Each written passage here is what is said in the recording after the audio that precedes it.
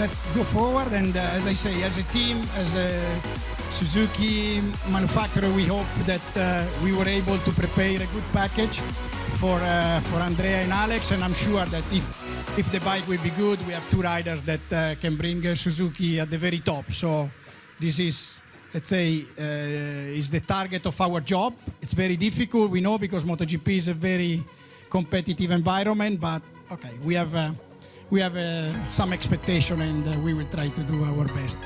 And now I wanna leave you with one video, a kickoff video for 2018.